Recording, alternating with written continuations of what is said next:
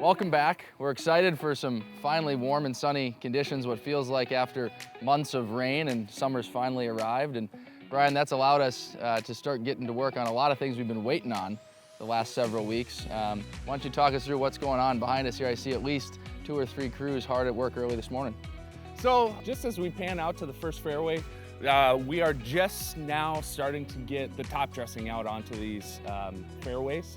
And we actually scheduled 3 of these applications this spring. However, we weren't able to do it. Basically, the wet conditions prevented us getting this large equipment out. The ground just wasn't stable enough for that large equipment. And also, we need the sand to dry to sweep in. Fortunately, now we got this weather and we're moving forward with that process. Just one step of maturing these fairways into playing surfaces. Then, as we pan out to the 9th approach, so that crew there is actually working on a drainage item. We've actually got a handful of additional drainage items that these heavy rain events have highlighted.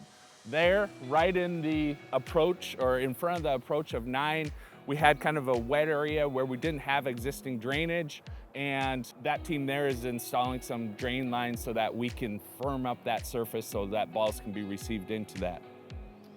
And then finally, you can see another crew out onto that 7th fairway there. What they're doing, those were areas that a big stretch of grass that we had seeded, and we kept throwing seed in it this spring. Unfortunately, with these rain events, a lot of that seedling either washed out or kind of stalled out on us into the soil. We finally had to pull the trigger, and we're prepping that long stretch for sod. We'll get it laid.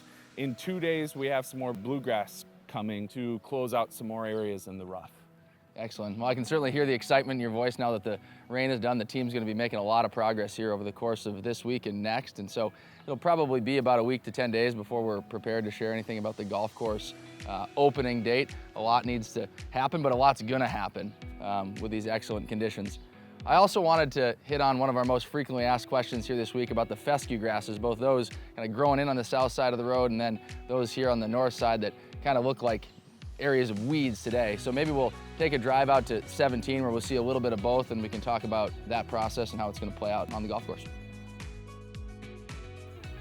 Well, this is a good place to stop on 17 green 11T area, Brian, because we can see some beautiful, thin, wispy fescue grass behind us, but where we're standing is kind of that grass in progress and some weeds here that have been mowing down like we're doing on the front 9 right now.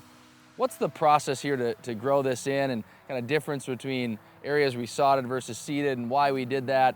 Again, probably one of our most frequently asked questions here in recent weeks, so take us through it.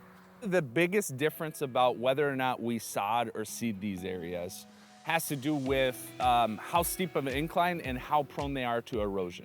The best way to establish these areas long-term for golf is through seed. However, there are some hillsides such as the back of the 11th tee that are just too steep that we went ahead and sod it. It's critical to think long-term with these areas. Not only as we're establishing it and getting some weeds, unfortunately, come up with the grass as well, we have to be careful because the fescue seedlings are very intolerant of herbicides. So we got to just kind of let it be. We'll go ahead, we just got this mow out. We'll get another herbicide application out here. It'll clean it up a little bit, but it won't be pristine. If we were to put too many herbicides on these young fescue seedlings, you're going to actually see a lot of regression and possibly death. We want to seed these areas because golfers are going to be down specifically in this area. I mean, in 1930, one of Bobby Jones's shot off the 7th tee ended up down in this area. And we need this fescue grass to be playable. We need it to be able to be thin enough so golfers can find their golf ball and go ahead and advance that shot. That's where seeding is critical so that you can get that right density versus the sod that will show up on this tee here. That type of density wouldn't be so conducive to golf.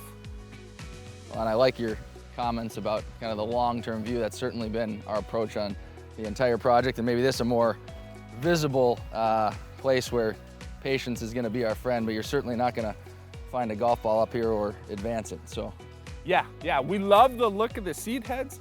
However, obviously not the best playability, losing golf balls in this area.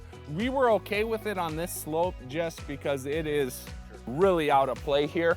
And, you know, just seeing the seed head really makes an impact from the tees as you look onto this green surface. Well, it's been a beautiful addition to the landscape on the golf course. Certainly going to influence some playability in areas, but in most cases, really just a nice new aesthetic out on the golf course. And man, it couldn't be more exciting. You stand out here on a morning like this, just about perfect, not a breeze in the air, and you can tell we're close. And so we'll look forward to an update next week as we get closer and closer to the opening, and appreciate the hard work this week to help us get there.